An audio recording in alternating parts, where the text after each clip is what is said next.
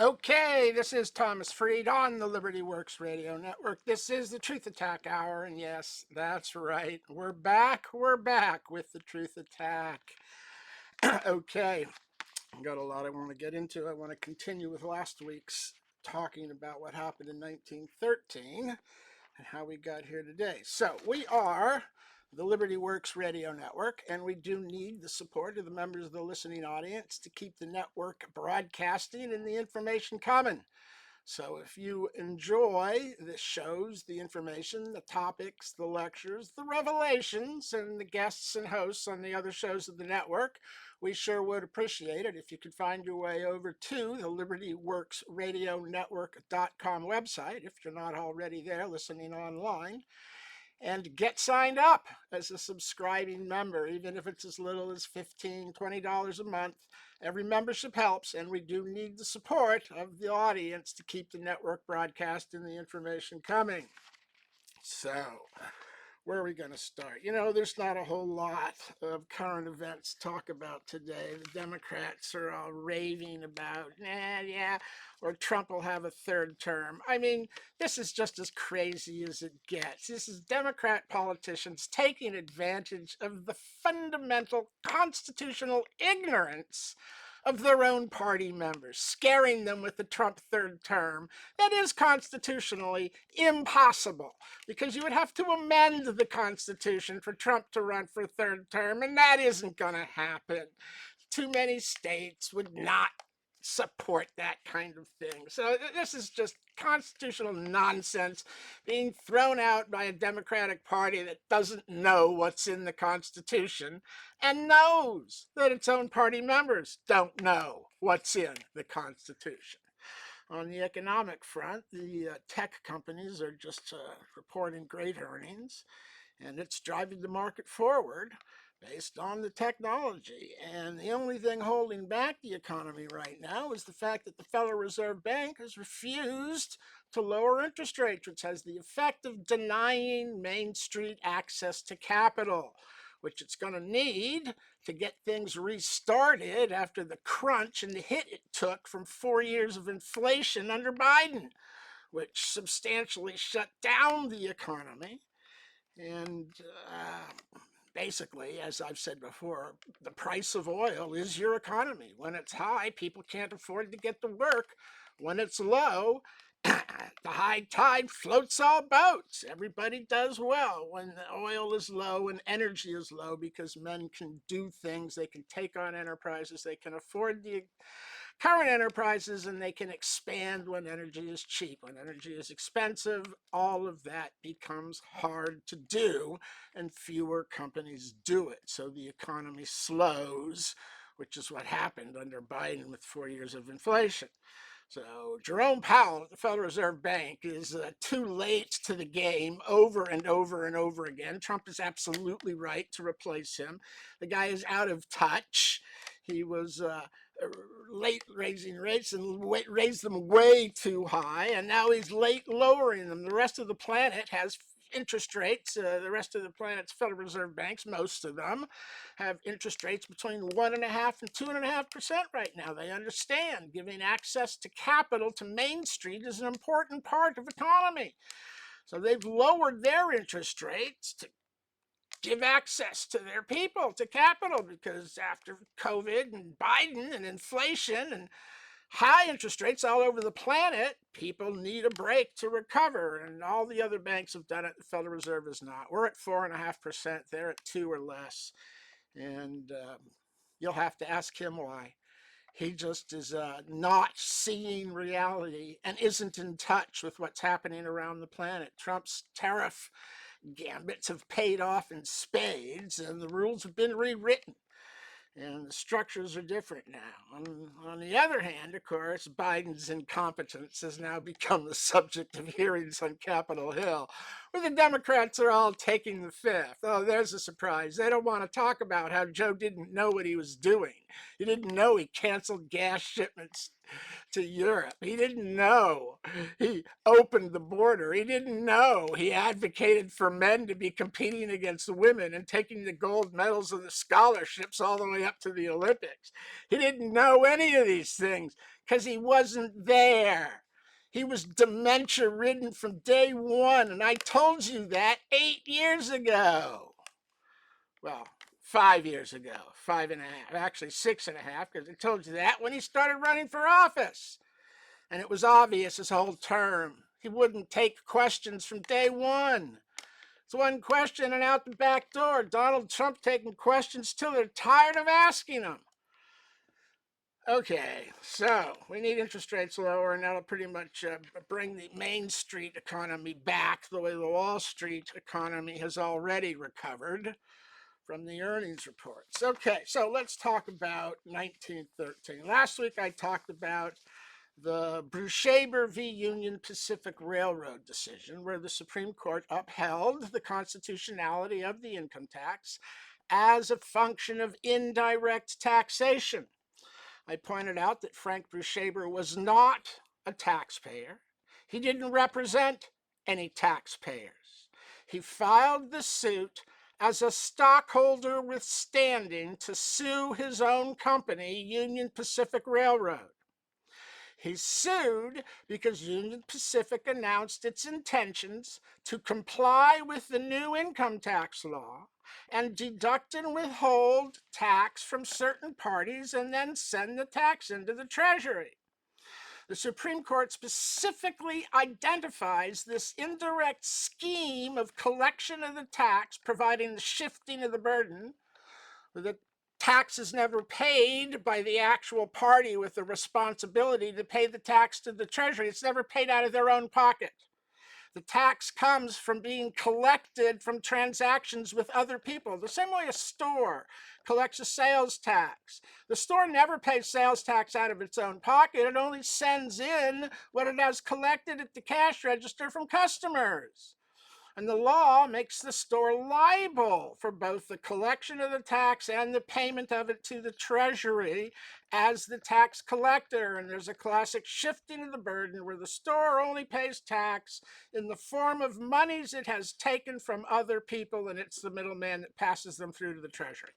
And the third parties from whom the tax actually comes voluntarily engage in the transaction. When they go into the store, they know it's going to be taxed, they pay the money up, there's no compulsion, there's no one standing there with a gun threatening you to pay the tax, it's voluntarily assumed, and the store has the duty to take the extra money beyond the cost of the goods, to segregate those funds, and to responsibly manage and escrow them until it sends in the collected tax, generally on either a monthly or quarterly basis.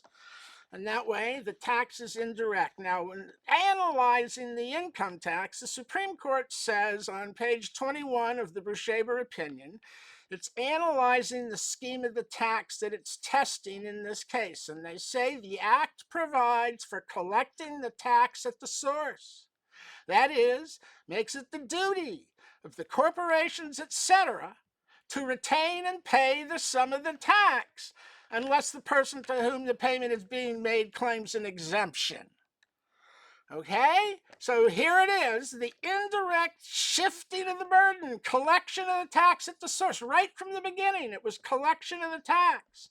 And it's interesting that did exactly the same thing 32 years later in 1945 when they created a new class of tax collectors called employers, who now collect from a different group of persons, employees, and are liable for the tax they collect. But again, it's indirect. The employer is the party liable under Section 3403 for the tax they've collected by withholding from the wages and salaries of the employees.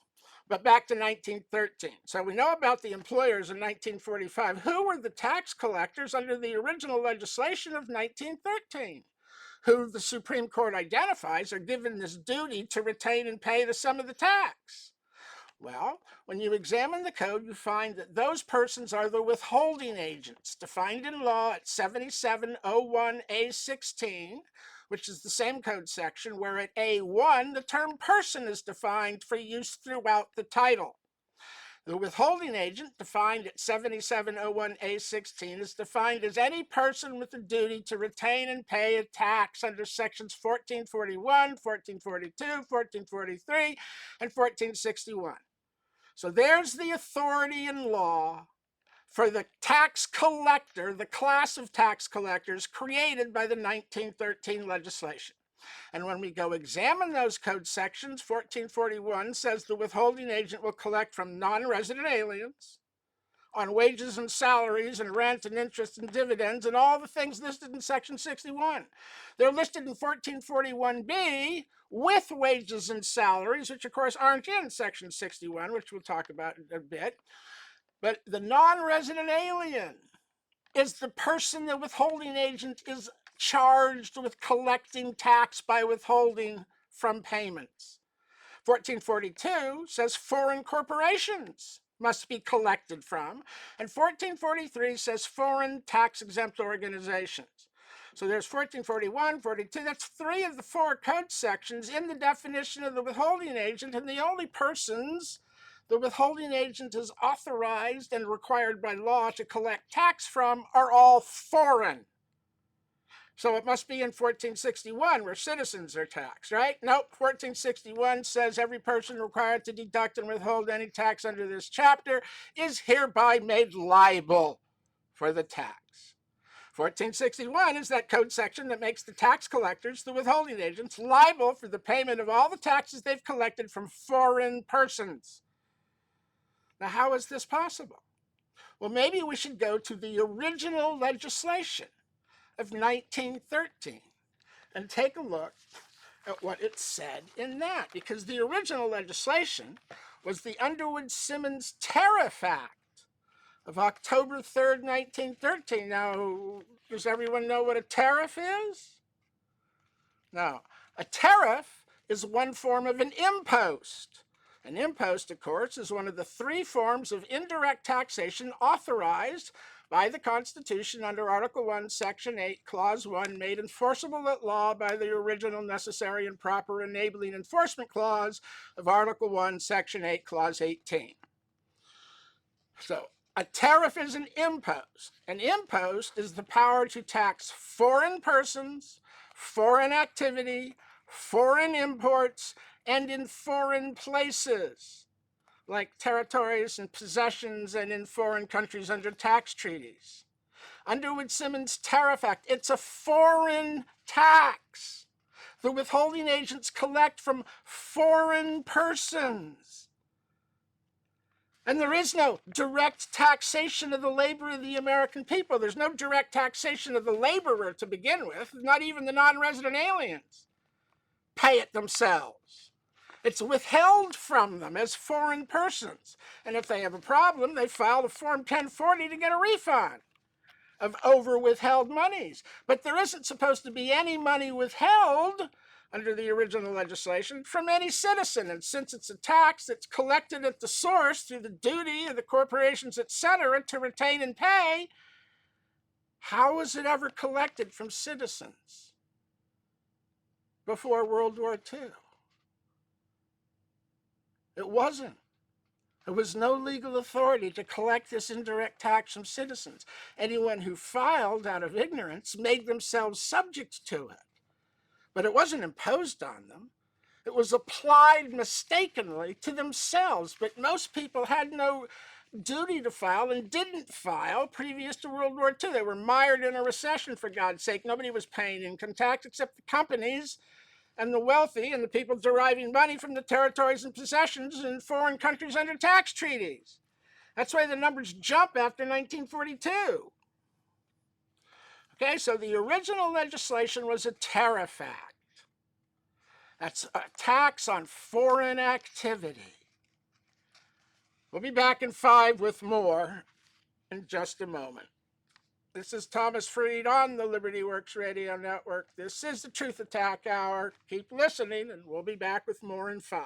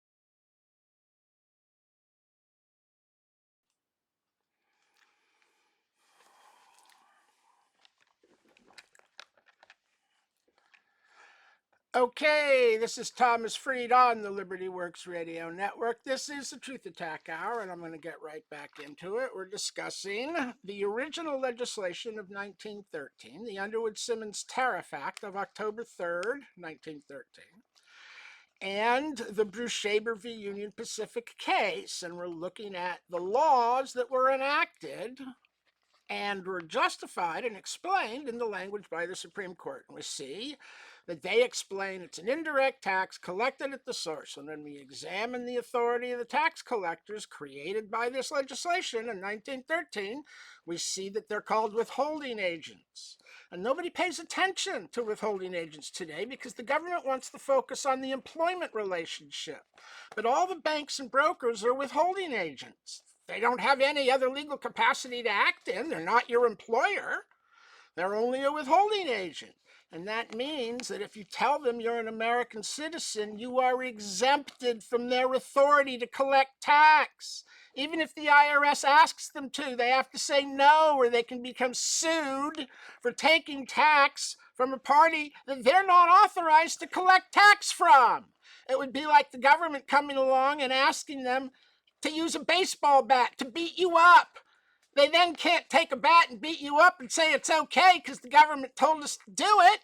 Well, it's the same thing with collecting tax. They're supposed to know the limits of their authority or they're liable for damages incurred for exceeding them. Banks, brokers, everybody who's not your employer who thinks they can collect tax from you is lying or they're an idiot. If they're not the employer, they're not authorized to collect tax from citizens. This is one of the dirty little secrets. The banks and the brokers are all stealing and unlawfully converting money in the name of tax.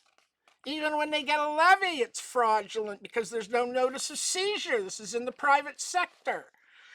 Government only has authority to make levy by mere notice on government-possessed property because the levy authority only applies to property that's already been seized and is already in the possession of the federal government to have levy made upon it. It goes back to the Prohibition era when seizures were made of Prohibition materials in the middle of the night. You have to seize the stuff before you can make levy. Okay, so 1913, they passed the Underwood-Simmons Tariff Act of October 3rd, 1913. The Supreme Court says it's indirect tax collection and identifies that it's the corporations, etc. Now, the key to understanding this is that citizens are in that sentence. We are the etc. Corporations, etc., the duty of the corporations, etc., to retain and pay the sum of the tax. We, the American people, we're not cast as subjects of the tax by this legislation. We're cast as sovereign tax collectors. We're one of the parties that is responsible for withholding a percentage of money as tax when we do business with non-resident aliens in the 50 states. You're a withholding agent.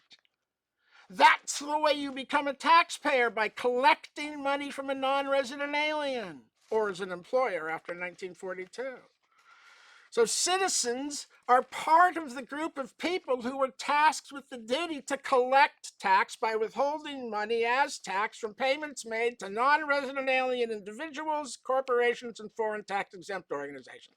And those are the only persons from whom income tax can be lawfully collected under the original legislation. So how did we get so far off base? Well, let's go read what's in the original legislation. This is the Underwood-Simmons Tariff Act of October 3rd, 1913. Section 2A, Subdivision 1. That there shall be levied, assessed, collected, and paid annually upon the entire net income arising or accruing from all sources in the preceding calendar year to every citizen of the United States, whether residing at home or abroad, and to every person residing in the United States, though not a citizen thereof, a tax of 1% per annum upon such income, except as hereinafter provided, and a like tax shall be assessed, levied, collected, and paid annually upon the entire net income from all property owned and of every business, trade, or profession carried on in the United States by persons residing elsewhere. Okay, well, that sounds pretty bad. Every citizen of the United States, whether they're residing at home, a tax on everything you earn. That sounds pretty direct, but the court said it's indirect. And they said the duty of the corporations, etc., is to collect the tax. The American people are tasked with the duty to collect the tax. So why does this say that the tax is on everybody as though it were a direct tax? Well, wait a minute now. We have to go down to section H. We just read A. Now we're reading section H from section 2, the same section that the tax in section 1 was imposed there. That the word state or United States, when used in this section, section 2, shall be construed to include any territory, Alaska, the District of Columbia, Puerto Rico, and the Philippine Islands when such construction is necessary to carry out its provisions. Oh, it's the territorial United States where this tax is imposed. United States is redefined for use in the section. It's the territorial United States, not the 50 states united. That's why this rumor has existed for 110 years. It's true. The original legislation was limited as a foreign tax in a foreign place to territories and possessions, and as a tax collected from foreign persons in the 50 states. It's a tariff act. It's not a direct tax on domestic activity. It's an indirect tax collected from foreigners and imposed in the territories and the possessions. In 1913, exclude was limiting. It didn't include anything that wasn't specifically included, because that would be vague and arbitrary. What else is included? All the things not listed there? How many is that? No, including was limited. It wasn't expansive. So when this section says the United States includes the territories, but it doesn't say it includes the 50 states, we have a redefinition of the United States to be the territorial United States. Now, Congress is perfectly capable of including the 50 states when they need to. If you look at 6103b5, where they're talking about exchanging information with the 50 states' tax agencies, the 50 states are included in the definition. But here in this legislation from 1913, it's a limited territorial application where the tax has a positive effect as a direct tax, because everybody in the territories and the possessions is enjoying the privilege of federal protection in that space. But there wouldn't be any privilege of protection if it weren't a possession or territory, and it's that privilege that's deemed the basis of taxing all activity in the territory or possession if Congress wants to. And that's what they did with the Tariff Act. They taxed the people in the possessions and the territories, not the 50 states. Now, is there any evidence of this that we can find to support it? Well, in fact, there is. Why don't we jump ahead 26 years to 1939, and we'll examine the statutes at large implementing the income tax in law 26 years later. So we go to the statutes at large for Title 26, Chapter 1, Income Tax, Subchapter A, Introductory Provisions. Section 1 is application of chapter. Section 2 is cross-references. Section 3 is classification of provisions. And Section 4 is special classes of taxpayers. So here are the classes of taxpayers recorded in the law in 1939, 26 years after the original legislation. Here are the classes of taxpayers recorded in the law as being subject to the income tax. A, estates and trusts and the beneficiaries thereof, Supplement E. B, members of partnerships, Supplement F. C, insurance companies, Supplement G. D, non-resident alien individuals, Supplement H. There's the persons from Section 1441. Non-resident alien individuals. They're given their whole class of persons subject to the tax. We'll go on. E, foreign corporations, Supplement H. No, that's Supplement I. H was non-resident alien individuals. Foreign corporations, E, Supplement I. There's 1442. Withholding agents collect from foreign corporations. They're liable for they're subject to the tax. So we got non-resident aliens from 1441 in D. You got foreign corporations in E. F, individual citizens of any possession of the United States who are not otherwise citizens of the United States and who are not residents of the United States, Supplement J. There you go. People in the possessions are subject to the tax. Not the 50 states, just the possessions. G, individual citizens of the United States or domestic corporations satisfying the conditions of Section 251 by reason of deriving a large portion of their gross income from sources within a possession of the United States. Supplement J. Foreign, corporate, non-resident aliens. H, China Trade Act Corporation, Supplement K, foreign. I, foreign personal holding companies and their shareholders, Supplement P, foreign. D, J, mutual investment companies, supplement. That's it.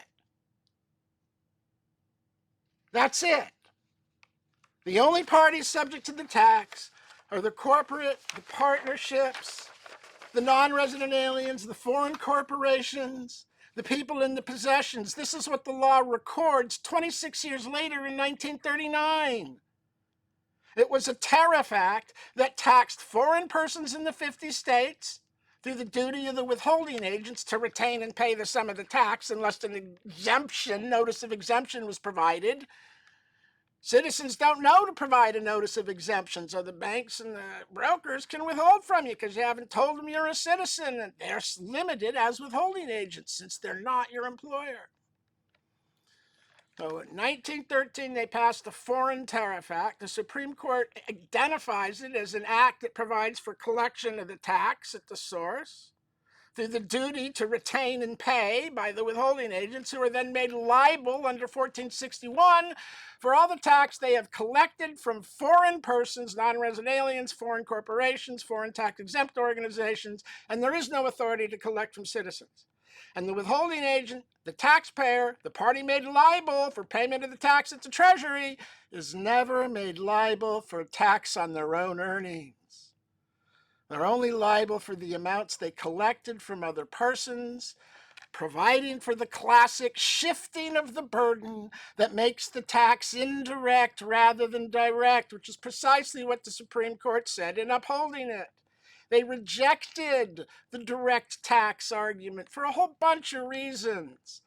The government filed an amicus curiae brief arguing it's a direct tax, and the court spent some time rejecting the government's argument, pointing out that the 16th Amendment cannot be used or interpreted as authorizing a direct tax because it authorizes a tax on income without apportionment. And all direct taxes must still be apportioned and laid in proportion to the census under Article 1, Section 2, Clause 3, Article 1, Section 9, Clause 4, which provisions were never amended or repealed in conjunction with the adoption of the 16th Amendment. So it doesn't do anything. I'll get back to that when we get back. This is Thomas Freed on the Liberty Works Radio Network. I hear the second commercial break coming up. We'll be back in 5 with more.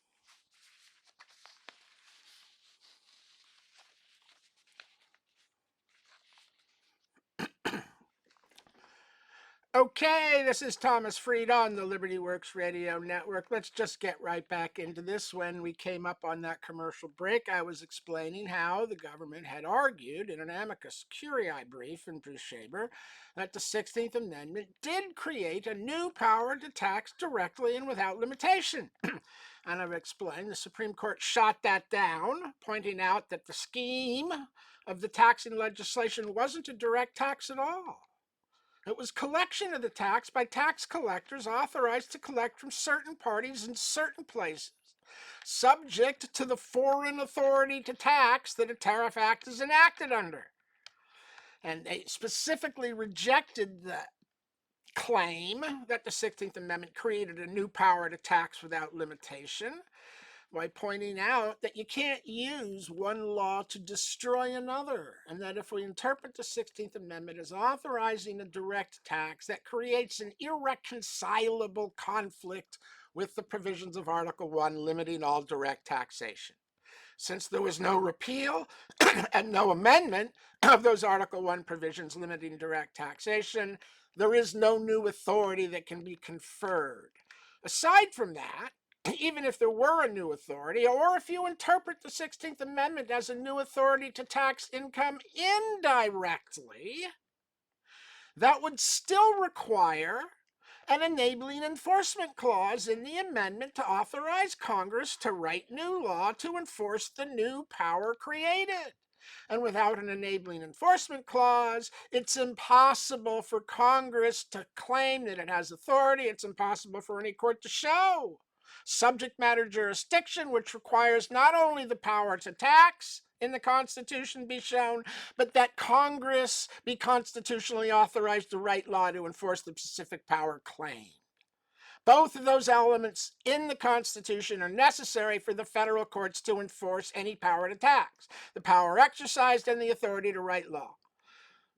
And of course, the only powers granted with that authority to write law are the impost duty and the excise, which don't tax the activities of American citizens in the 50 states. They only tax foreign activity as an impost, exported goods as a duty, or commodities, licenses, or corporations as an excise. So from 1913 to 1942, there was no collection or enforcement of the tax against citizens on their domestic earnings derived from activities involving their own private property in the 50 states. Rent, dividends, interest, none of those things were taxable to the American people.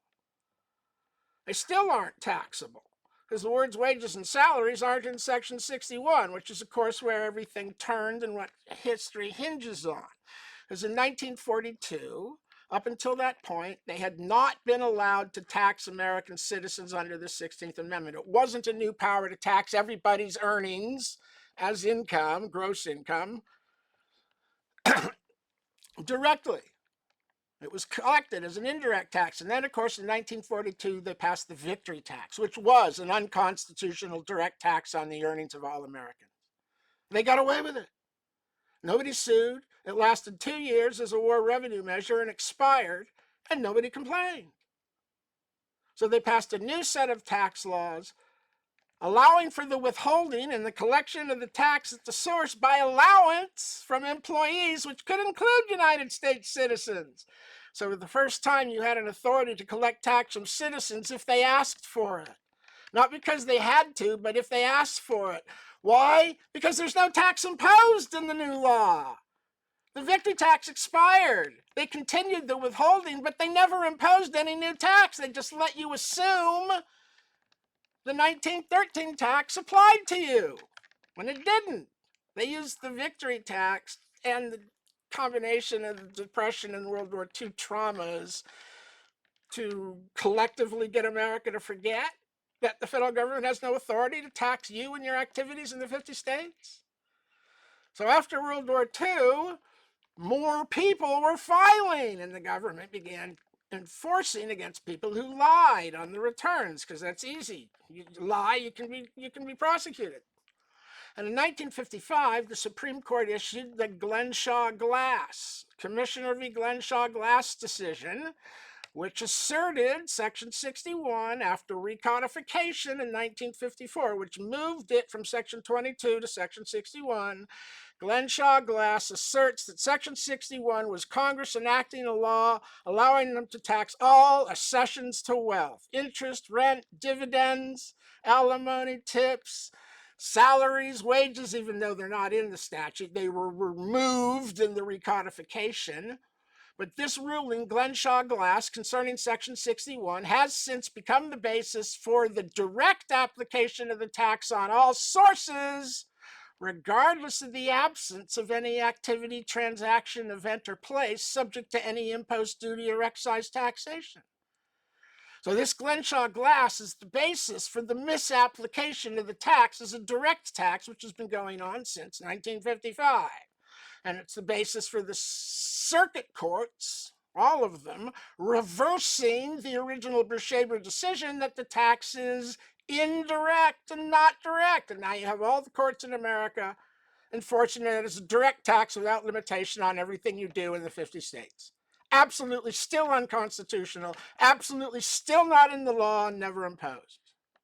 So I pointed out before that in analyzing the income tax, it was important to go back to the original legislation, and we examined the Underwood-Simmons Tariff. So let's do the same thing with Section 61.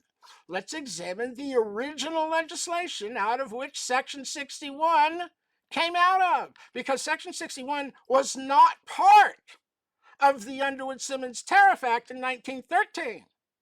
It doesn't become part of the law until 1918, 5 years later. That must be a totally new piece of legislation, a totally different piece of legislation, right? 5 years later, it can't be the 1913 Act. So what was it? Section 61 was originally legislated by Congress in 1918 as Section 22A, it was originally written as, and it was written as part of the Canadian Tax Treaty that lasted from 1918 to 1993. The original legislation for Section 61 was the Canadian Tax Treaty. It didn't tax rent, interest, dividends, salaries, wages, and other activities in America. It taxed them in Canada, a foreign place taxable to the government under the tax treaty. The original legislation for Section 61 was foreign legislation, just like the Underwood-Simmons Tariff Act was foreign legislation, taxing foreigners in America and everybody in the foreign places, territories, possessions, and now in Canada under a 75-year-long tax treaty. And of course, originally in 1918, salaries and wages were in Section 22A, because everything you did in Canada was taxable under the treaty. But in 1954, Section 22A moved to Section 61, and they removed salaries and wages. And I think they did that because they intended on using Section 61 as the basis for claiming it was a direct tax on everything you did. And if salaries and wages were in there, that would be a tax on labor, which couldn't be defended under the Constitution. So they took them out and just waited for a judge to use judicial legislation and put them back. And that's exactly what happened. The judges rewrote the law in operation and added it out of judicial legislation to enforce the wrongfully practiced claim of a direct tax on everything you do, which came out of the World War II and the victory tax. The belief the government could tax everything everybody did in the name of the national good. So it's all a fraud. It was never a domestic tax on the citizens in the 50 states. Your salaries and wages and labor and fruits of labor are not subject to federal taxation by impost, duty, or excise. There is no other power to tax the people. Direct taxes go to apportionment to the states. They can't be laid on the American people or collected from them. Indirect taxes only tax foreign activity, foreign imports, foreign persons, and in foreign places by impost. Exported goods by duty, and the manufacture, consumption, and sale of commodities within the country, licenses to pursue certain occupations, all relating to ATF or petroleum fuels, and the corporate privilege, where the tax is based on a privilege that makes the activity or transaction taxable to the federal government. And then income becomes the yardstick by which the amount of tax owed on the earnings derived from the federally taxable activity, that's how the tax is measured, by profit. But if there is no impost, duty, or excise tax that applies to the activity or transaction, as there is no impost, duty, or excise that applies to your salary or wages, or rent, or interest, or dividends, or alimony, or tips, or commissions, or any of the other sources listed in Section 61. None of them are a valid basis for constitutional taxation. There has to be an impost, duty, or excise before you get to sources.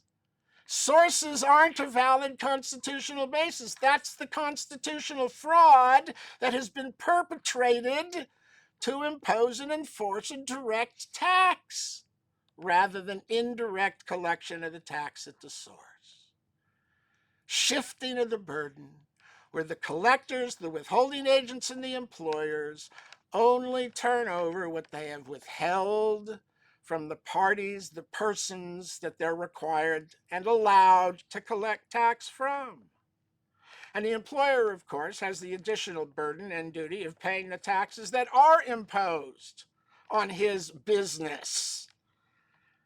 There's an excise on the business.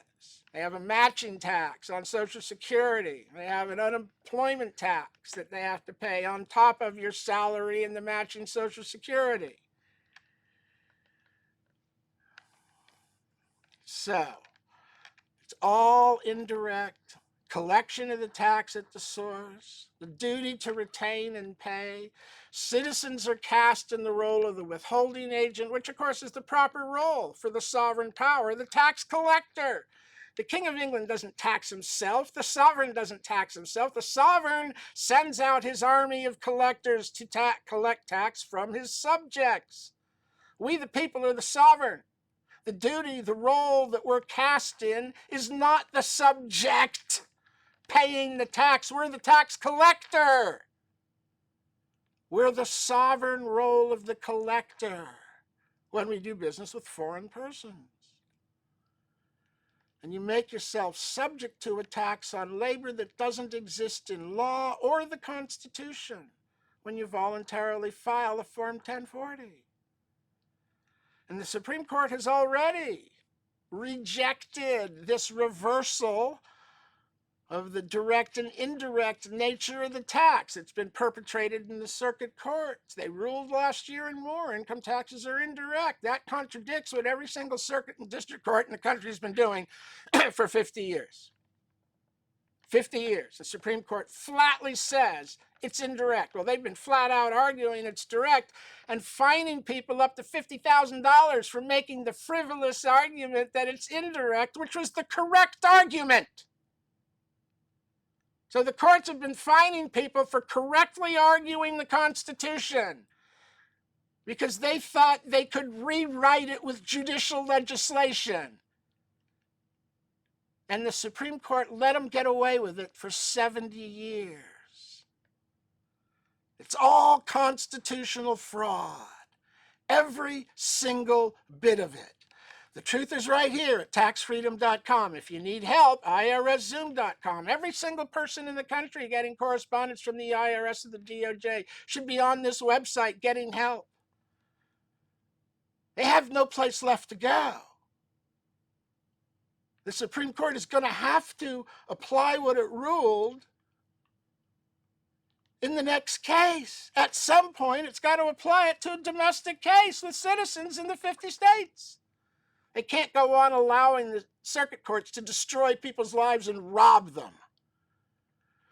Okay, this is the end of the show. I'll be back next week. This is Thomas Freed on the Liberty Works Radio Network. Do get over to the website and get signed up so I can keep bringing this information to you and we can get free of this tyrannical nonsense.